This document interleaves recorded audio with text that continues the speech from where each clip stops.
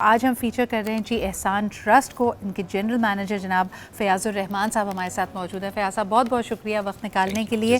مجھے بتائیے کہ احسان ٹرسٹ الحمدللہ بڑی زبردست کاوشیں ہیں ان کی. پاکستان کے 150 سے زائد یونیورسٹیز کے ساتھ آپ کے کانٹریکٹس ہیں, آپ کی understanding memorandum of understanding already ہے. تو ہاؤ ڈز اٹ ورک؟ یعنی آپ کو اگر پتہ چلے کہ کوئی میریٹوریس اسٹوڈنٹ ہے اور وہ اپنی فیس نہیں دے پاتا یا وہ اعلیٰ تعلیم کے اخراجات برداشت نہیں کر سکتا, how do you help them? اس میں تھوڑا سا میں کریکشن کر لوں. 160 پلس 160 سے زیادہ. اچھا 160 سے زیادہ, اب اور مزید بڑھ گئے جی. ہمارے پاس جو آپ کا انٹروڈکشن تھا 10 کا اور اضافہ ہو گیا. ویری گڈ, الحمدللہ. یہ اور اس میں پروفیشنل باڈیز بھی شامل ہیں. پروفیشنل باڈیز میں جیسے چارٹرڈ اکاؤنٹنسی ہے, ACCA ہے, سیما ہے.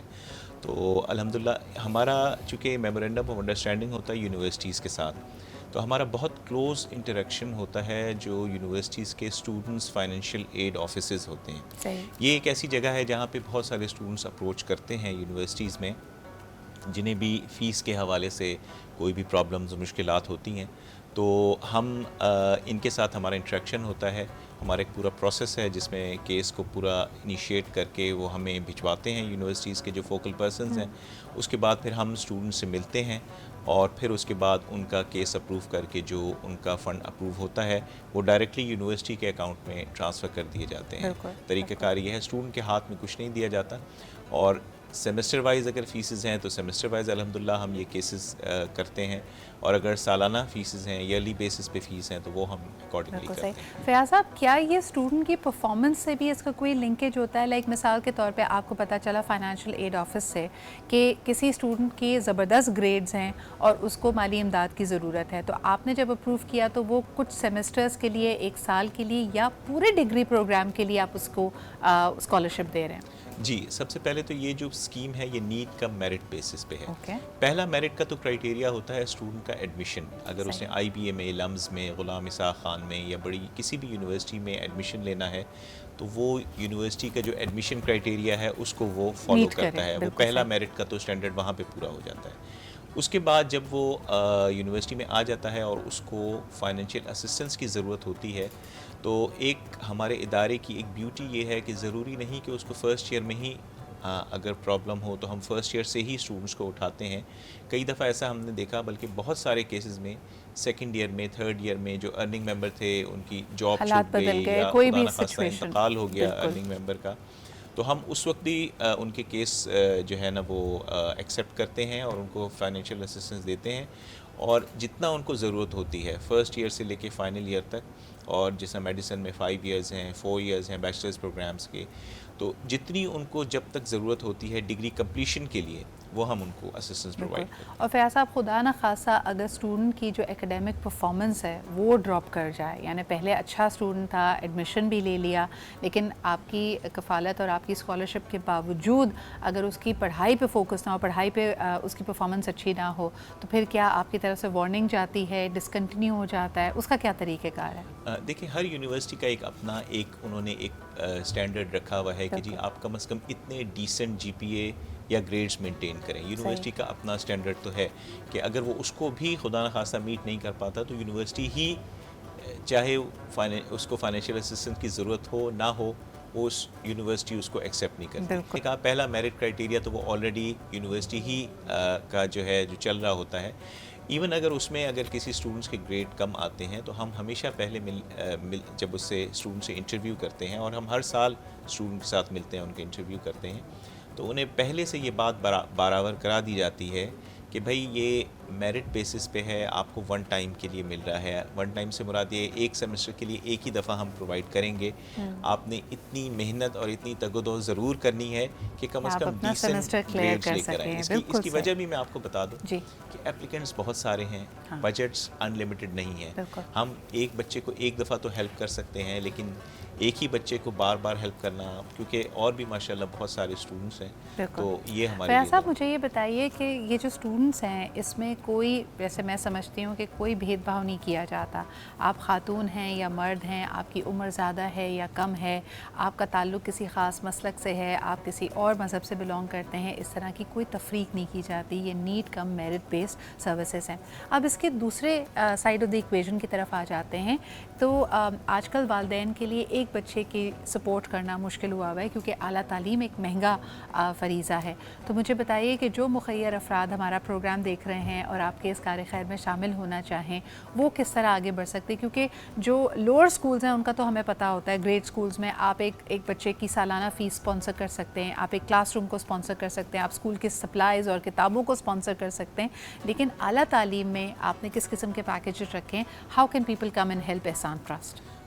دیکھیں، سب سے پہلے تو اس میں یہ کہ یہ جو پوری اسکیم ہے جس کے تحت الحمدللہ اب تک 2010 سے ہم نے اپنا یہ سفر شروع کیا تھا اور اب تک ہم 4000 سے زائد بچوں کو یہ فیسلٹی دے چکے ہیں۔ اچھا، یہ ٹوٹل نان زکوٰۃ فنڈز ہیں، چونکہ ابھی آپ نے خود کہا کہ جی نان مسلمز کو بھی الحمدللہ کسی قسم کی ڈسکریمنیشن جس کو کہتے ہیں جینڈر بیسس پہ، کاسٹ، کلر، کریڈ بیسس پہ نہیں ہے، تو اس حوالے سے، اور یہ چونکہ انٹرسٹ فری لون ہے، قرض ہے، تو یہ زکوٰۃ فنڈ سے شرعی طور پہ ہم اس کو نہیں دیتے، نہ دے سکتے ہیں، تو اس کو ہم نان زکوٰۃ فنڈ سے جو ہے اس کو ہم فائنینس کرتے ہیں اور اسی کے تھرو یہ اسسٹنس دی جاتی ہے۔ جیسے ہم نے کہا کہ نان مسلمس کو بھی الحمدللہ دیتے ہیں، بلکہ ایک بڑی دلچسپ بات آپ کو یہ بتاؤں کہ ہمارے جو لون ریسیپینٹس ہیں اس میں تقریباً 50%، 50% آر فیمیل اسٹوڈنٹس جن کو ہم یہ فیسلٹی پرووائڈ کر رہے ہیں۔ ماشاءاللہ، یہ بہت امپورٹنٹ بات ہے، کیونکہ اگر ہم چاہتے ہیں کہ ہماری معاشرتی اور معاشی زندگی میں خواتین کا ایک فعال کردار ہو، وہ فائنینشلی انکلوڈڈ ہوں، ان کی ذمہ داریاں وہ بانٹ کر لے کر چل سکیں اور خاص طور پہ کفیل بن سکیں، نہ صرف اپنی بلکہ اپنے خاندان کی، تو اس میں بڑا ضروری ہے اعلیٰ تعلیم کا عمل دخل۔ اور یہاں پہ جس طرح ہم کہتے ہیں کہ ہمارا دین بھی ہمیں یہی سکھاتا ہے کہ ماں کی گود سے لے کے لحد تک ہر مومن پہ، ہر ایمان والے پہ علم حاصل کرنا فرض ہے۔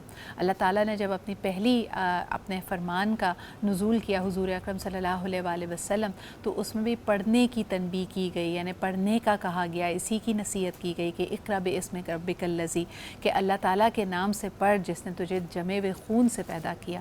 تو انسان کے لیے بڑا اہم یہ معاملہ ہے، لیکن ہمارے ہاں جتنی فیاض ہوتی ہے وہ فارچونیٹلی اور انفارچونیٹلی ہم بالکل گراس روٹ لیول پہ ہم گریڈ سکول اور پرائمری اور سیکنڈری سکول کی کانورزیشنز میں ہی رہتے ہیں۔ کیا آپ سمجھتے ہیں کہ اعلیٰ تعلیم اور خاص طور پہ پوسٹ گریجویٹ اسٹڈیز پاکستان میں اس وقت جو صورت حال ہے وہ سب سہارن کانٹیننٹ سے بھی زیادہ ورس ہے؟ We should have an emergency, because ہمارے ہاں لوگ نہ افورڈ کر پا رہے ہیں، اور جتنی بڑی ہماری پاپولیشن اتنی یونیورسٹیز بھی نہیں ہیں۔ آپ نے بالکل صحیح کہا، لیکن الحمدللہ 1990 کے بعد سے میں اس میں ایک بہت ڈیو کریڈٹ دینا چاہوں گا حکیم محمد سعید صاحب کو۔ جب وہ گورنر بنے، انہوں نے بہت ساری یونیورسٹیز کا جو ہے ان کو ایک جیسے کہنا چاہیے چانس دیا۔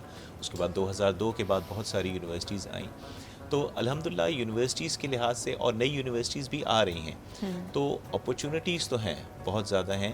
یہ اسٹوڈنٹس پہ ڈپینڈ کرتا ہے کہ وہ رائٹ وے میں اور رائٹ ٹائم پہ وہ اس کو اپروچ کر سکے۔ اور اس کے ساتھ ساتھ میں یہ بھی بتاتا چلوں، الحمدللہ تھوڑی سی کوشش اور تگدو کی بات ہے، اپرچونٹیز بہت ہیں، لیکن آپ کو تھوڑا سا ہمت کرنی پڑے گی۔ اور ہمارا بھی احسان ٹرسٹ کا موٹو یہ ہے کہ اگر کوئی بچہ میرٹ پہ ہے، پڑھنا چاہتا ہے، تو صرف یہ سوچ کے کہ جی اس کے پاس فائنینسز نہیں ہیں، وہ اپنے چوائس آف پروگرام اور اپنی چوائس آف یونیورسٹی سے پیچھے نہ ہٹے، بلکہ اس کے ذہن میں ہو کہ بھئی احسان ٹرسٹ موجود ہے جو کہ اس کی ہیلپ کرے گا۔ سب سے بڑی بات اللہ تعالیٰ پہ تکیہ کریں۔ میں کہتی ہوں اللہ تعالیٰ جب آپ ایک یقین کے ساتھ آگے بڑھیں گے، آپ کے لیے راستے، آپ کے لیے وسیلے بن جائیں گے۔ بلکہ یہ بات صرف اور صرف بچوں کے لیے نہیں ہے، اس میں بھی عمر کی قید نہیں ہے۔